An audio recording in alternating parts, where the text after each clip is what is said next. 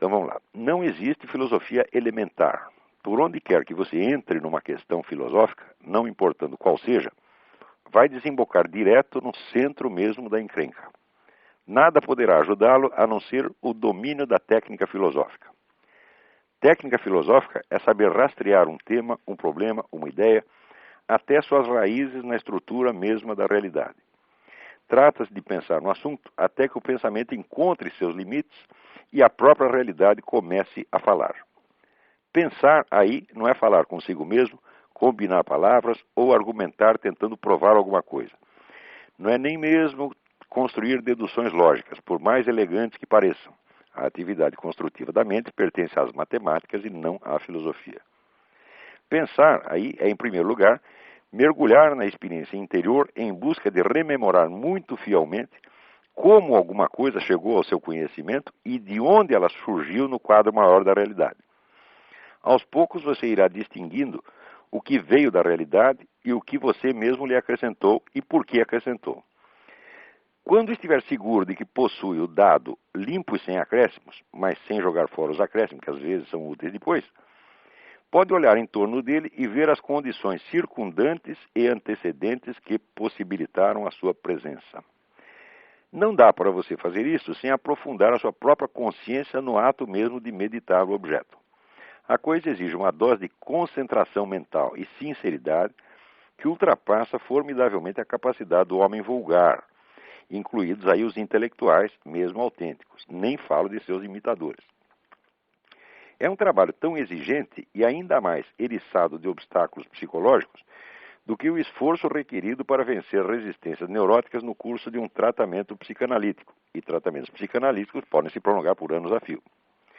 Para medir a distância que separa a investigação filosófica de toda e qualquer forma de argumentação, válida ou inválida, basta notar que logo nos primeiros passos da investigação filosófica, a percepção interior do objeto, se vai na direção certa, já transcende a sua capacidade, ao menos imediata, de expressão em palavras. Trata-se de tomar consciência e não de raciocinar. O pensamento verbal serve aí apenas de suporte inicial. Trata-se de tornar presente, por todos os meios mentais disponíveis, o quadro inteiro das condições reais que tornaram possível você conhecer o objeto. Daí até o conhecimento das condições que tornaram possível a própria existência dele é apenas um passo, mas é o passo decisivo. É só nesse momento que a exposição verbal dessa experiência se torna possível por sua vez, pois colocar um objeto real no quadro das condições que o possibilitaram é colocá-lo automaticamente em algum ponto de uma dedução lógica. Tudo o que você poderá fazer então será verbalizar essa dedução, não o caminho interior percorrido. Mas é o percurso que dá à dedução lógica toda a sua substancialidade de significado. Lida ou ouvida por alguém que não seja capaz de reconstituir a experiência interior correspondente, a dedução será apenas um esquema formal que, como qualquer outro esquema formal, pode alimentar discussões e refutações sem fim e sem proveito. Essas discussões e refutações podem ser uma imitação da filosofia, mas são tão diferentes da filosofia genuína quanto o arquivo MIDI de uma cantata de Bach é diferente de uma cantata de Bach. Podem servir como adestramento lógico, mas o adestramento para uma atividade mental construtivista ou construtiva, por útil que seja para outros fins, é exatamente o inverso do aprendizado da análise filosófica. Você não pode se abrir à realidade construindo alguma coisa em lugar dela. O único aprendizado possível da filosofia é ler as exposições dos filósofos, reconstruindo imaginativamente a atividade interior que os gerou. Isso é como ler uma partitura e aos poucos aprender a executá-la com todas as nuances e ênfases emocionais subentendidas que a partitura insinua, mas não mostra. Antes de se tornar um compositor, você tem de aprender a fazer isso com muitas músicas de outros compositores. Antes de analisar o seu primeiro problema filosófico, você vai ter de analisar muitas músicas compostas pelos filósofos de antigamente. E exatamente como acontece com o aprendiz de música, não vai oferecer um recital público com as primeiras músicas que mal aprendeu a tocar. Aristóteles aprendeu 20 anos com Platão antes de começar a ensinar. Aprender a filosofar é aprender a ouvir e depois a tocar a melodia secreta por trás dos meros signos verbais. Se tudo der certo, ao fim de muitos anos de prática, você acabará descobrindo suas próprias melodias secretas. E quando as escrever, descobrirá que praticamente ninguém vai saber tocá-las, mas todo mundo desejará imitá-las sob a forma de argumentos. Professor de filosofia, especialmente no Brasil, não tem em geral a menor ideia do que seja investigação filosófica.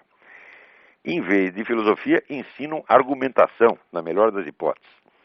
No mais das vezes, não fazem nem isso. Ensinam argumentos prontos e chamam de fascista quem não deseja repeti-los. É uma espécie de tráfico de entorpecentes. É isso aí, gente. O Brasil, o pessoal vai dizer, tem pouca, não só tem pouca cultura, como tem pouca experiência da vida e pobre experiência anterior. Tem pouca penetração no seu próprio universo interior, pouco conhecimento de si mesmo, pouca capacidade de investigação desse mundo sutil, né, do conhecimento interior. Em compensação, o pessoal adora argumentação. Então, argumentos são construídos, são esquemas lógicos construídos. A construção é o contrário da percepção. Percepção é você receber alguma coisa, você receber dados que vêm ou de fora ou de dentro. Quer dizer, vem ou da sua percepção física agora, ou vem da sua memória, do seu próprio mundo interior.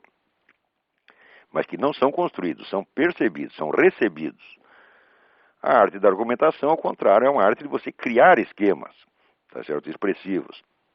E uma coisa é exatamente o contrário da outra. Quer dizer, a capacidade filosófica pouco tem a ver com a capacidade de argumentar. A capacidade de argumentar é um complemento que vem depois. É a capacidade, para assim dizer, expressiva e quase literária, tá certo? Mas que no Brasil se substitui frequentemente a verdadeira análise filosófica. E isto quando o sujeito sabe argumentar, que já é uma raridade. O pessoal gosta de argumentar, mas não quer dizer que saiba fazê-lo. Então, o pessoal usa, vamos dizer assim, muitos conceitos de arte dialética, né? Falam argumentam ad hominem, etc., mas eles não sabem o que estão falando. Né? Fazem confusões medonhas. E quanto mais confusa a mente do neguinho, mais difícil é você desfazê-la. Se você conversar com o ignorante, você tem que fornecer a ele os conhecimentos faltantes. Você não pode refutar a ideia dele. Antes você tem que fornecer a ele o que está faltando. E às vezes, quando falta percepção interior, até isso você teria que dar para ele. Quer dizer, você teria que praticamente fazer uma psicanálise com o sujeito antes de poder discutir a ideia dele. Então, no Brasil, assim, quanto mais o pessoal fala, mais burro fica.